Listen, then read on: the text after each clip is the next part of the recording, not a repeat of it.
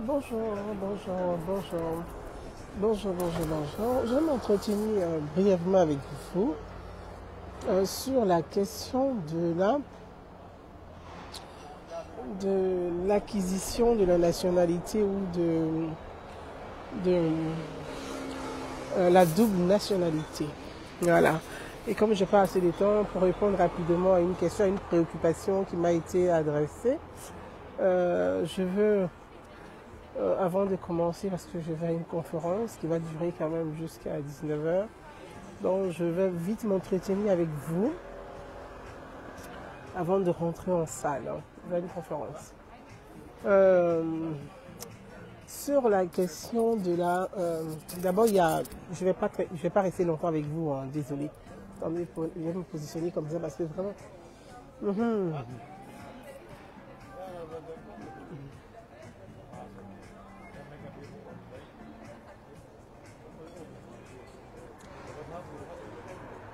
Après, ceux qui vont venir vont suivre après. Donc, on va s'entretenir. Si vous m'entendez, faites-moi signe. Je vais mettre... voilà. Si vous m'entendez, faites-moi signe. Et puis après, on va...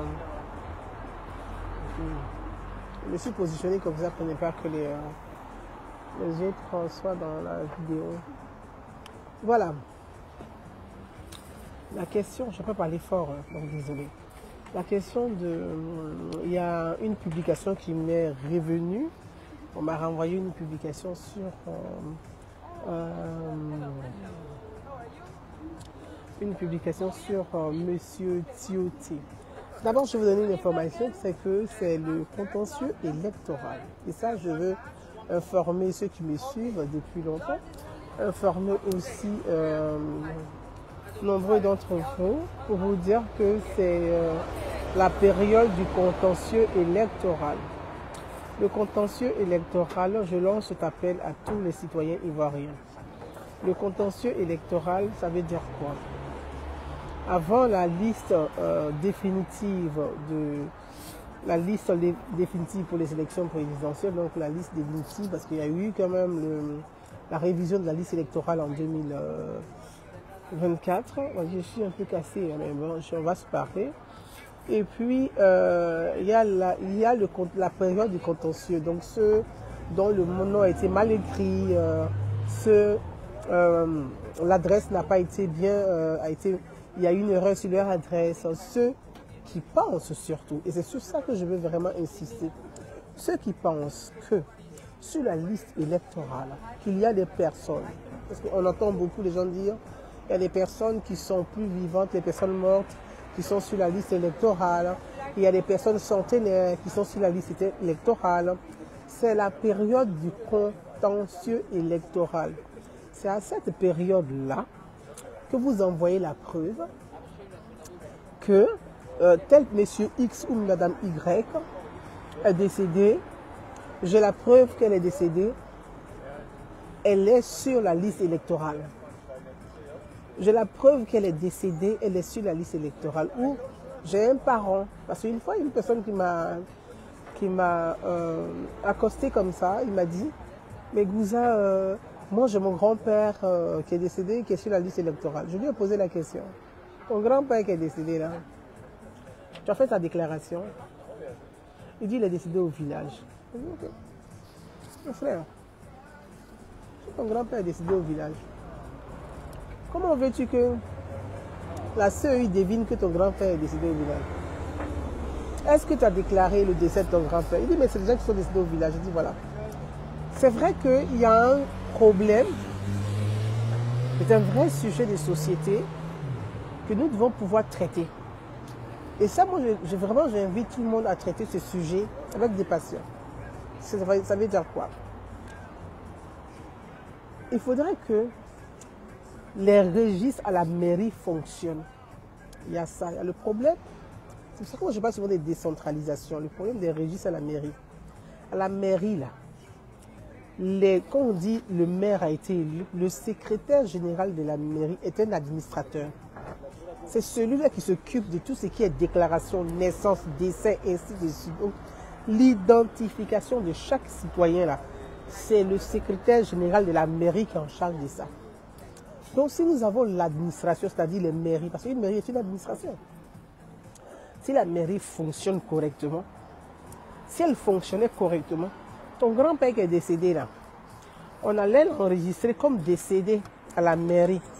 Donc la CEI là, quand elle a déjà les fichiers qu'elle croise, elle sait que telle personne est décédée. Mais si on ne sait pas que ton grand-père est décédé, mais il sera sur la liste électorale. Parce qu'on n'a pas la preuve qu'il est décédé. Donc la période du contentieux, je veux dire, c'est la période où vous devez envoyer les justificatifs des personnes qui n'ont pas le droit d'être sur la liste électorale et qui y sont. Je pense que sur ce, chaque Ivoirien devait jouer son rôle. Allez, c'est l'affichage de la liste provisoire, qui n'est pas la liste provisoire, qui n'est pas la liste définitive. La liste provisoire, c'est celle-là sur laquelle chacun devait pouvoir apporter les justificatifs des personnes qui ne doivent plus figurer sur la liste électorale et qui sont. Je prends un exemple, c'est pour ça qu'on m'a envoyé une publication sur un certain monsieur Tioté. Monsieur Tioté. Ce nom me dit quelque chose au niveau de la diaspora, en tout cas ça me dit quelque chose. Le cas de Tioté est un très bel exemple. C'est malheureux, mais c'est un exemple sur lequel je vais me baser pour vous expliquer ce que c'est que le contentieux électoral. Monsieur Tioté, parce que vous m'avez envoyé ça, et je ne dirai pas le nom de la personne, des personnes, parce que j'ai beaucoup reçu la même publication de Tioté, tu vois. Tioté, là, il est sur la liste électorale, il n'a pas le droit d'y être. Et pourquoi la CEI a laissé? Moi, je ne travaille pas à la CEI, je vous dis, je suis une citoyenne ivoirienne, et je le dis tout le temps. Moi, je suis une citoyenne ivoirienne. Je vis dans la diaspora. C'est pour ça que les questions qui concernent la diaspora me touchent personnellement et particulièrement. Parce que je suis issu de la diaspora. Et donc, je vais m'adresser aussi à la diaspora ivoirienne qui vit en France, partout hors du pays. Ces questions nous concernent. Ce n'est pas une question politique ou d'appartenance politique. C'est une question des Ivoiriens vivant à l'extérieur de leur pays. C'est une question de notre place en tant que diaspora. Et ça, on ne va pas jouer avec. Il faut que ce soit clair. Monsieur Tioté, il a voulu être candidat, donc il a déposé ses dossiers de candidature auprès de la commission électorale indépendante. Il est parti à Abidjan, il a fait sa demande de dépôt de députation, je crois qu'il voulait être député. Sauf que M. Tioté est des nationalités françaises. Là, je vais venir après là-dessus, parce que j'ai dit, il y a la question de la naturalisation, il y a la nationalité, il y a l'acquisition de la nationalité et il y a la double nationalité. Ça fait deux. Il ne faut pas les gens vont confondre ça. D'accord? Il y a l'acquisition et il y a la double nationalité. Donc M. Tioté, il a obtenu la nationalité française par acquisition. Ça veut dire qu'il n'est pas né français. Il n'a pas la double nationalité. J'ai reviendrai dessus. Donc il va en Côte d'Ivoire, il dépose ses dossiers pour être député. Sauf que il y a le frère de M. Tioté, son propre cousin à lui, le même village. Les Ivoiriens de la diaspora. Son propre cousin du même village, qui va informer, qui découvre que Tioté est candidat. Donc il va informer la CEI pour dire le Tioté qui est des candidats là. Il est français, il n'a pas le droit d'être candidat en Côte d'Ivoire. Donc M. Tioté est frappé parce qu'on appelle l'article 48. Il n'a pas le droit d'être candidat. Voilà comment M. Tioté se retrouve. Donc c'est au Conseil constitutionnel d'invalider la candidature de M. Tioté. Vous avez compris? Donc je vais clore ce chapitre-là. Ce que je veux dire, je suis sur un arbre là. L'arbre là, je n'aime pas parce que c'est allergène. Et moi, vraiment, quand le printemps arrive comme ça, il y a des problèmes avec cet arbre en France. Donc, il y a l'acquisition de la nationalité, il y a la double nationalité. L'article 48 dont on parle, l'acquisition de la nationalité, c'est quand tu as la nationalité ivoirienne et que tu fais une demande, tu n'es pas né français, par exemple. Tu n'es pas né français, tu n'es pas né des parents français. Si tu n'es pas né des parents français, tu n'as pas la double nationalité. Ceux qui ont la double nationalité, c'est ceux qui ne sont nés des parents français. Je prends un exemple. Maïwe, par exemple. Je prends l'exemple de Maïwe. Maïwe, quand il va faire le choix, il a la double nationalité parce que sa mère est ivoirienne d'origine et son père est français. Donc Maïwen, il a la double nationalité. Or, si Maïwen, son père n'était pas français, et qu'il avait la nationalité par acquisition, ça veut dire soit par mariage, soit par comment je peux dire ça, par mariage ou par moi par exemple, voilà, on va aller plus moi par exemple, on va dire c'est par acquisition parce que je ne suis pas de parents français. Ma mère n'est pas française, mon père n'est pas français. Donc on va dire c'est par acquisition. Or, Maïwen, il a la double nationalité. Donc dans la diaspora, les Ivoiriens de la diaspora, il y a de nombreux Ivoiriens de la diaspora qui ont qui n'ont pas la double nationalité, donc qui sont frappés directement par l'article 48. Vous comprenez? Je ne vais pas rentrer dans les détails aujourd'hui. Donc ça veut dire que peut-être que même, il y a beaucoup de choses à remettre en cause. C'est pour ça que j'ai dit, vous savez, les questions, quand on est en période électorale, les questions comme ça sensibles, pourquoi on va jouer avec ça? Et quand on le dit, il y a tellement de gens qui sont sourds et leur passion politique les rend inintelligents à un tel point qu'ils jouent avec ces sujets-là. Et ils ne savent pas sur quoi ces sujets-là on peut arriver. C'est-à-dire quelque chose qu'on a déjà vécu là. On recommence ça. Je ne sais pas à quelle fin. C'est que nous-mêmes on recherche, je ne sais pas. Oh, je ne sais pas. Parce que moi, à faire des choses, quand on me fait, il va y avoir un problème ici dans les yeux. Les yeux vont commencer à me gratter, ça ne va pas m'arranger. Et puis il y a les lames qui coulent partout parce que je sens l'allergène là qui est en train de monter. Là. Je ne mets pas mes bombes sur moi, les médicaments sur moi. Donc pour vous dire que cette question-là, il ne faut pas jouer avec ça. Il ne faut pas jouer avec ça. C'est des questions sensibles. Les Ivoiriens, qui peut être candidat? Qui peut être candidat à l'élection présidentielle? On va lire ça rapidement. Et puis vous voyez, partout moi je parle, je suis dehors. Hein. Je vais vous montrer que je suis. Attendez, je vais vous montrer que je suis vraiment dehors. Hein. Vous allez voir. Je suis à l'extérieur. Je ne suis même pas, vous voyez là, je suis vraiment à l'extérieur. Vous voyez, je suis pas. Voilà. Je suis à l'extérieur. Mais je marche toujours avec ça. Quand tu me poses question, je regarde dedans. Pour vous expliquer. Moi, je marche toujours avec ça. Ouais. Moi, je suis régalienne. J'aime tout ce qui est loi. Donc, on va lire rapidement. On y va. Qui peut être candidat à l'élection présidentielle? Je dirais il est 16h. Oui, j'ai encore le temps. Mince, j'ai encore le temps. Qui peut être candidat à l'élection présidentielle? Qui peut être candidat à l'élection présidentielle? Sont électeurs de l'électorat, disposition générale commune de l'électorat, de la qualité d'électeurs. Sont électeurs les Ivoiriens des deux sexes et les personnes ayant acquis la nationalité ivoirienne, soit par naturalisation, soit par mariage, âgés de 18 ans, accomplis, inscrits sur une liste électorale, jouissant de leurs droits civils et politiques, et ne se trouvant dans aucun des cas d'incapacité prévus par la loi. Les personnes visées à l'alinéa précédent, vivant à l'étranger et immatriculées dans une représentation diplomatique ou consulaire, peuvent prendre part à l'élection du président de la République selon les modalités fixées par décret en Conseil des ministres sur proposition de la commission chargée des élections. Ne sont pas électeurs les individus frappés d'incapacité ou d'indignité, notamment les individus condamnés au crime, les individus condamnés à une peine d'emprisonnement sans sursis pour vol, escroquerie, abus de confiance, détournement de deniers publics, faux et usage de faux, corruption et trafic d'influence, attentat aux mœurs. Donc je vous lis tout ça.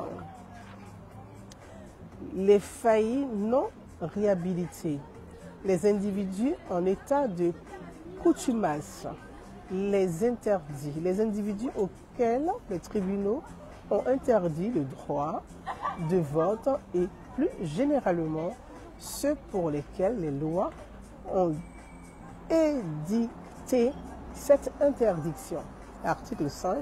La qualité des lecteurs est constatée par l'inscription sur une liste électorale.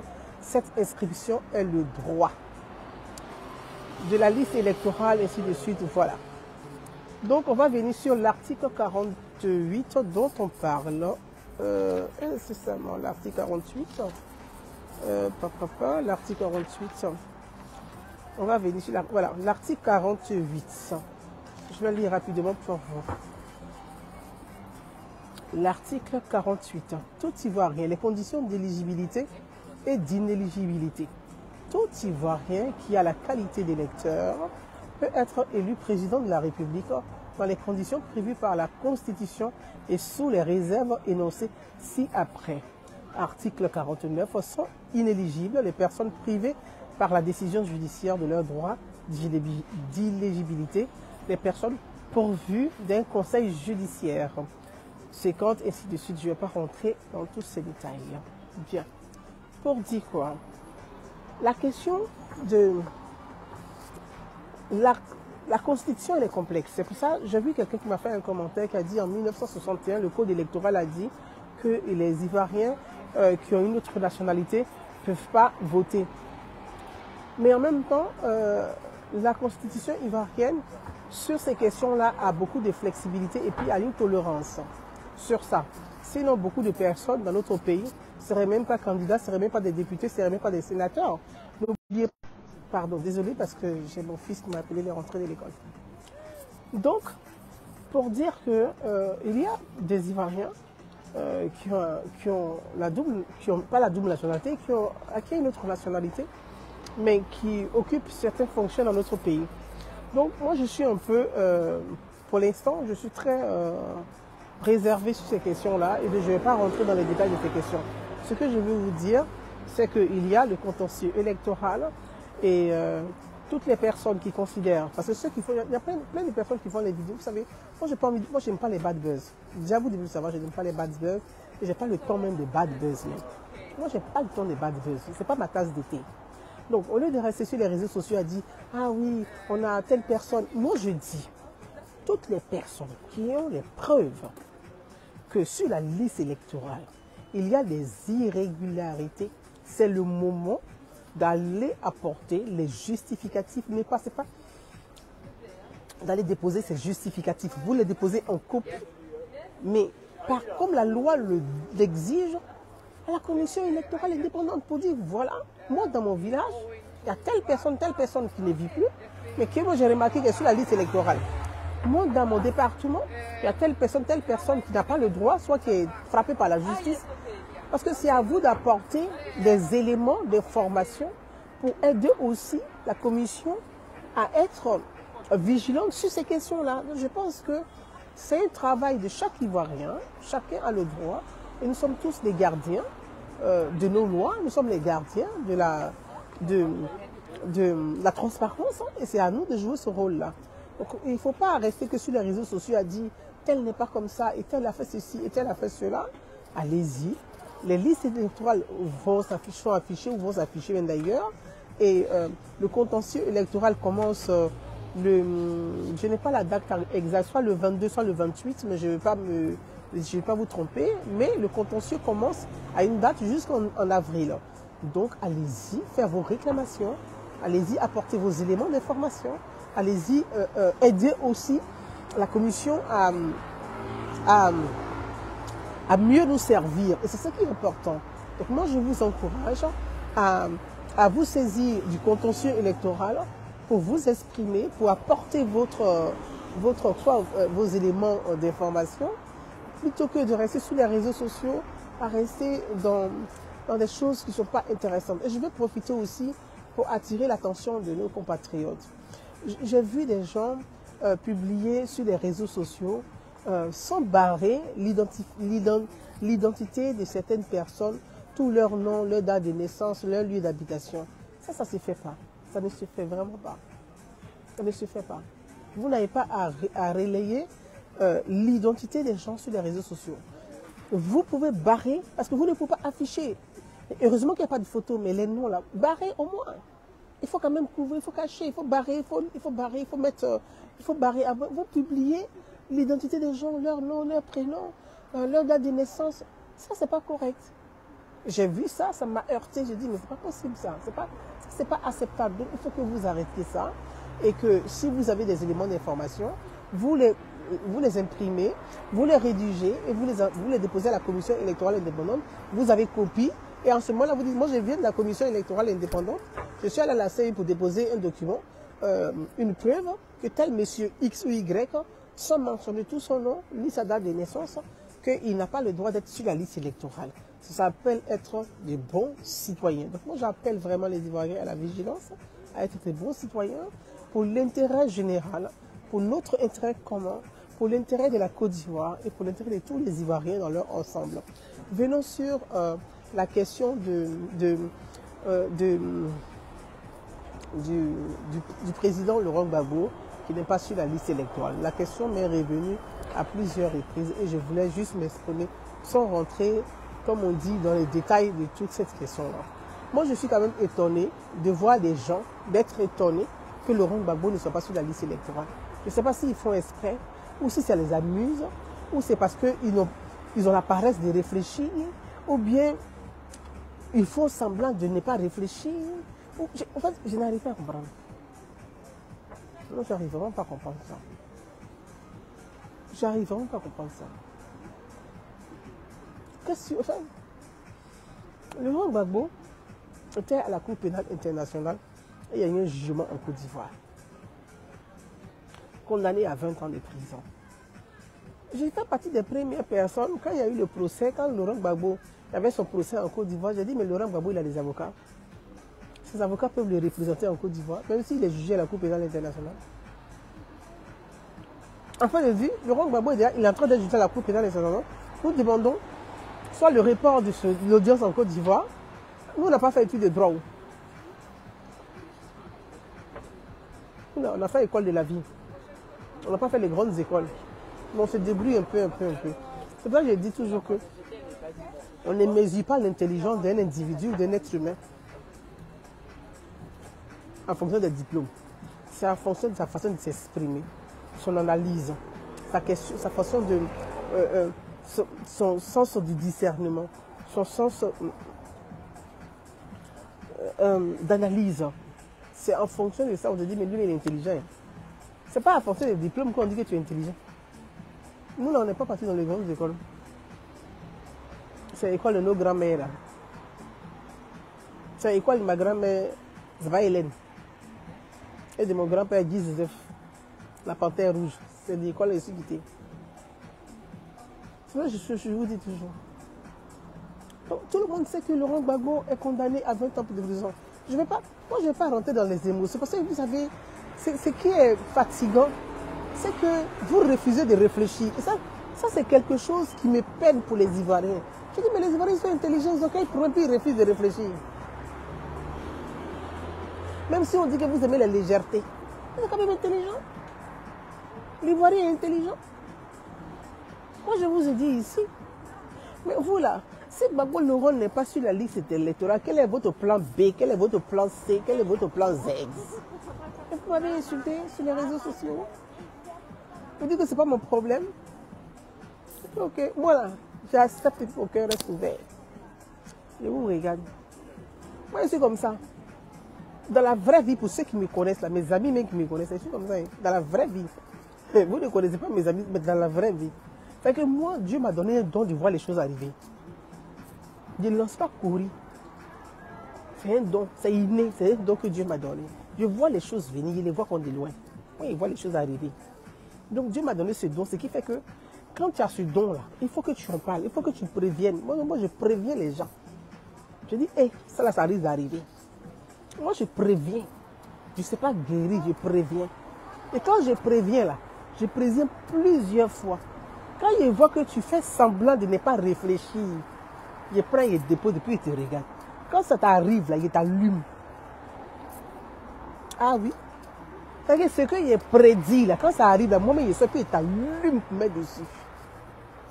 Et puis c'est que c'est sans état d'âme, ils t'allument pour mettre dessus. Parce qu'il me dit que tu ne peux pas être bête au point de refuser de réfléchir. Vous savez très bien que Laurent Gbagbo là, sur la liste électorale, il n'y est pas. Vous savez qu'il est condamné à 20 ans de prison.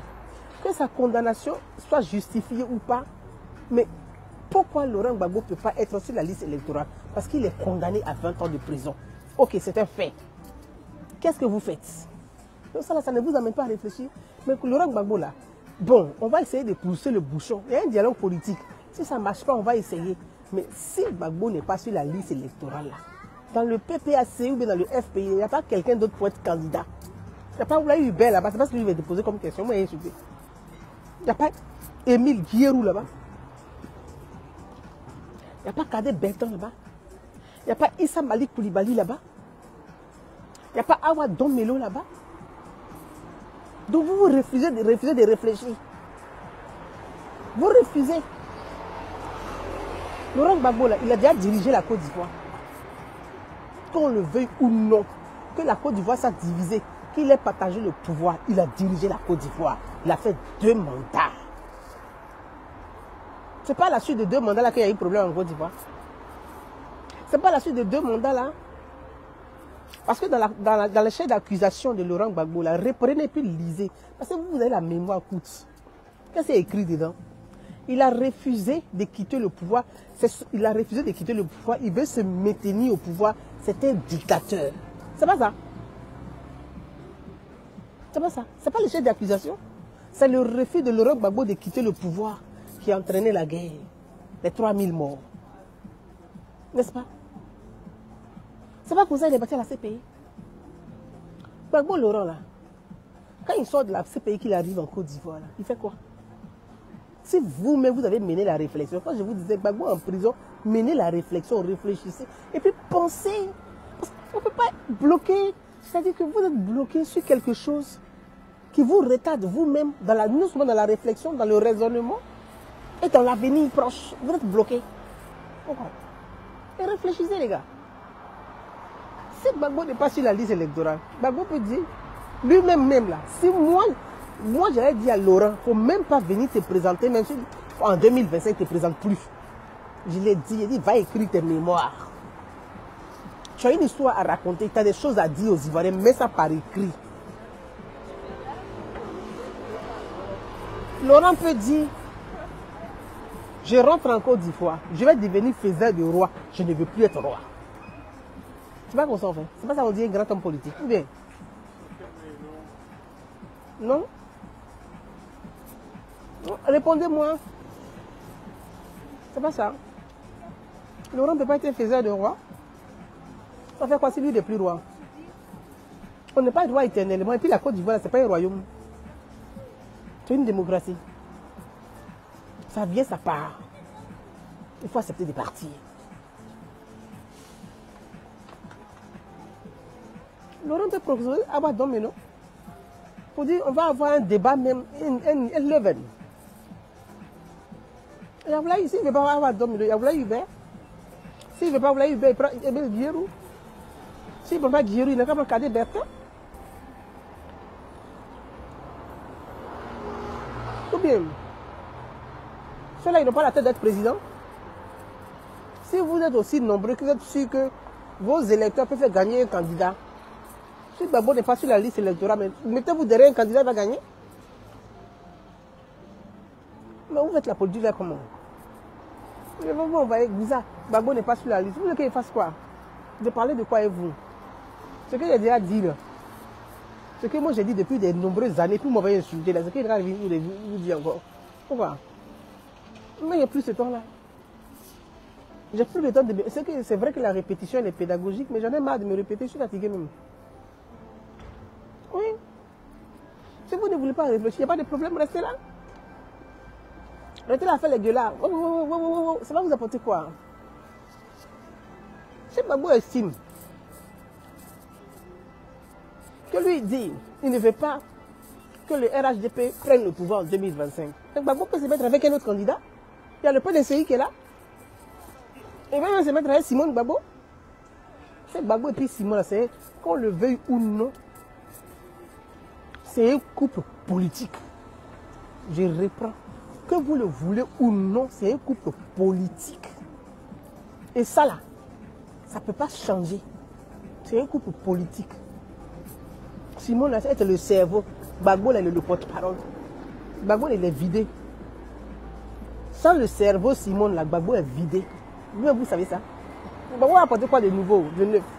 À part faire, bon, la comédie en public, les gens vont rire. Il fait des gags, les gens vont rire. Mais c'est bien. Ça anime un peu le paysage politique, c'est bien. Ça anime le paysage, c'est bien. Gbagbo est un homme politique. Il a laissé une trace. C'est le multipartisme. Et ça, c'est à son honneur. Il a laissé une trace, le multipartisme. C'est à son honneur. Mais il n'a qu'à fabriquer maintenant des rois. Ça, on dit, moi je ne comprends pas. En Afrique, je ne sais pas, les politiciens africains, je n'arrive pas à comprendre. De Gaulle, là, pourquoi on parle de lui?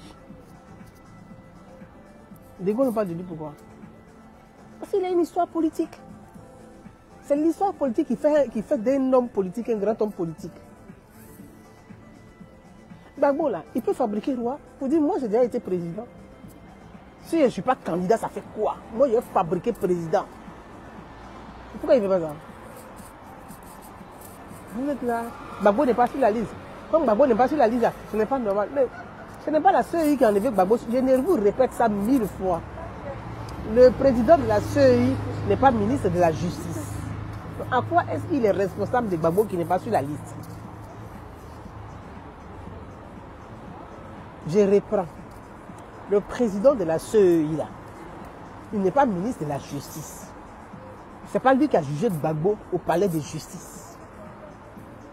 Même s'il est magistrat de formation, ce n'est pas lui qui a jugé l'affaire Gbagbo. En quoi est-ce que lui il est responsable du nom de Gbagbo qui n'est pas sur la liste électorale? Le code électoral dit que si tu es jugé, tu es condamné, tu n'as pas à être sur la liste électorale. Le président de la CEI n'est pour rien. Les amis, vous avez les frères et sœurs ivoiriens.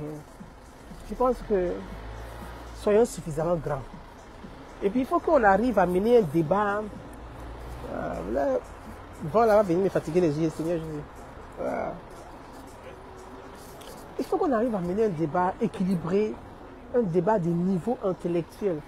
Je ne vais pas rentrer dans la bassesse des bêtises des réseaux sociaux. Je ne rentre pas là-dedans. Moi, j'aime réfléchir et puis j'aime les gens qui sont intelligents. Moi, j'aime les gens qui sont intelligents, qui sont capables de raisonner, de réfléchir. Des trucs bêtes, ça ne m'intéresse pas, ça. Je n'ai pas le temps de ça.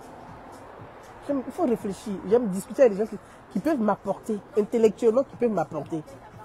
C'est ça qui me... Moi, c'est ça qui me... C'est ce que tu peux apporter intellectuellement qui me passionne. Les bad buzz, les bêtises, ça ne m'intéresse pas. Ça apporte quoi dans mon quotidien? Non seulement ça ne m'apporte pas de sous, ça ne m'apporte rien d'intellectuel, ni de niveau, ça ne me fait pas grandir, ça ne me fait pas évoluer. Donc, je ne sais pas pourquoi j'ai traîné derrière des bêtises pareilles. Il faut que les Ivoiriens se saisissent des vraies questions.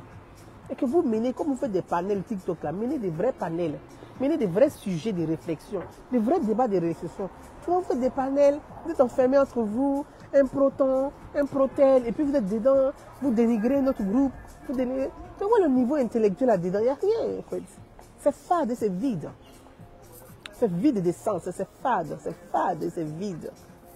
Vous-même, vous n'apprenez rien, vous vous abrutissez entre vous. Vous pensez que vous menez un débat, on fait panel. Mais vous vous abrutissez. Et vous dites que vous faites panel. Vous appelez ça un panel? Un panel, c'est quand on finit, on fait un rapport. Quel est le rapport que vous faites de vos panels? Vous avez...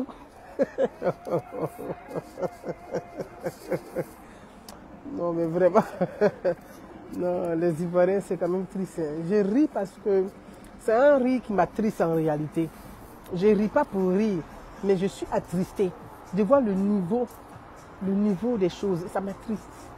Et ça me peine. Parce que je sais que les Ivoiriens peuvent donner le meilleur d'eux-mêmes. Ils sont capables de donner mieux, de faire mieux. Mais ils se refusent de faire mieux. Ils se refusent de réfléchir. Ils refusent de raisonner. Ils refusent de donner ce qu'ils ont de meilleur. Et ça, c'est triste. Et ça m'attriste vraiment et ça me peine beaucoup. Ça me peine beaucoup. Enfin, je ne vais pas aller plus loin que ça. C'était sur ça que je voulais juste m'exprimer. Et il y a d'autres questions. Je réponds et puis on se dit ciao quoi parce que je vais terminer mon petit verre et puis je vais y aller.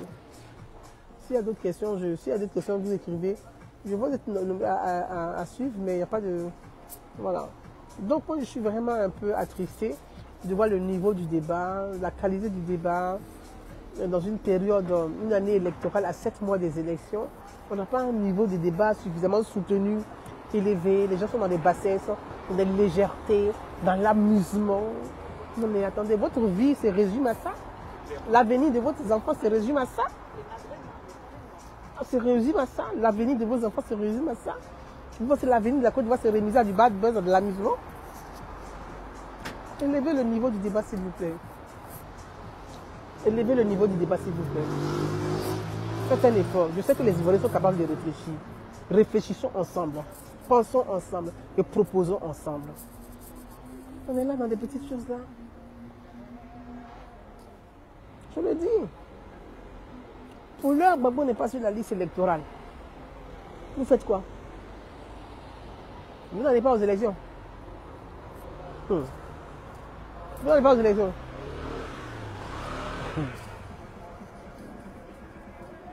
Pour l'heure là, il n'est pas sur la liste électorale.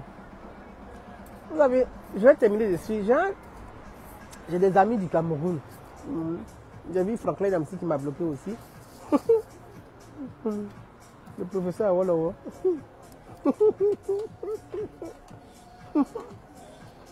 Le professeur Awolowo.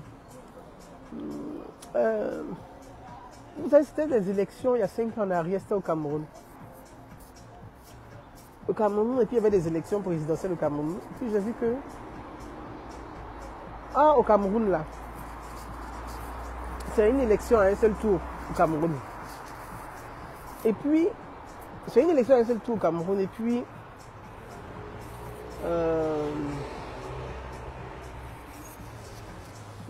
Paul Biya a fait plus de 30 ans de pouvoir. Donc ça veut dire, quelqu'un qui fait 30 ans de pouvoir, il a quand même une base qu'il sert et qu'il encercle. Et puis, j'ai des amis qui sont de l'opposition au Cameroun. D'autres sont avec Maurice Kamto, plein comme ça. Je leur ai posé la question. J'ai dit, mais je me suis renseigné sur le mode de scrutin au Cameroun. C'est une élection à un seul tour. Ça veut dire que vous faites un seul tour. Celui qui a eu plus de voix que l'autre, il a gagné. C'est fini.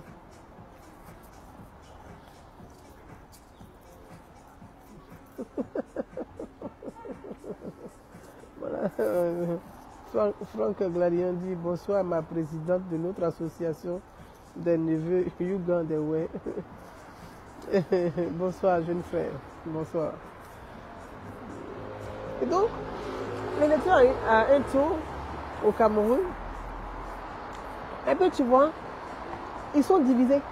L'opposition camerounaise là, contre Biya là, ils ont 9 candidats.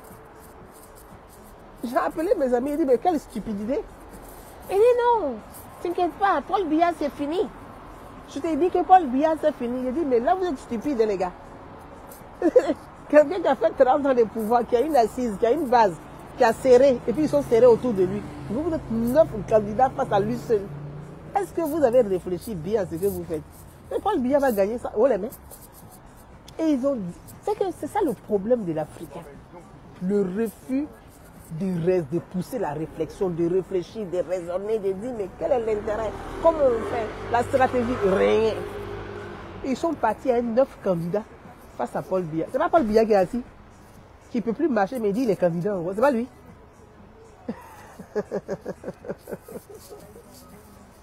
Ah, l'Afrique. L'Afrique, mon Afrique.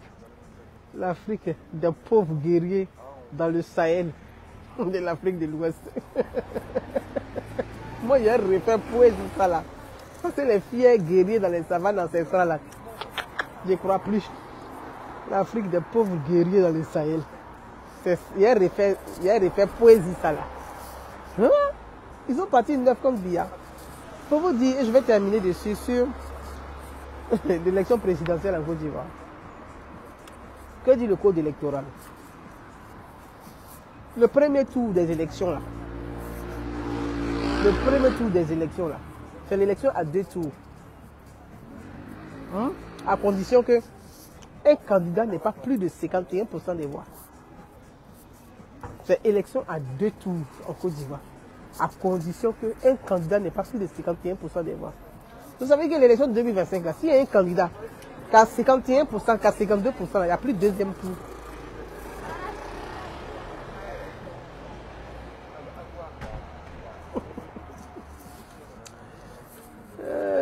En France, on appelle ça Pinks. On chantait au moment. Sur ce, à très bientôt. Bye bye.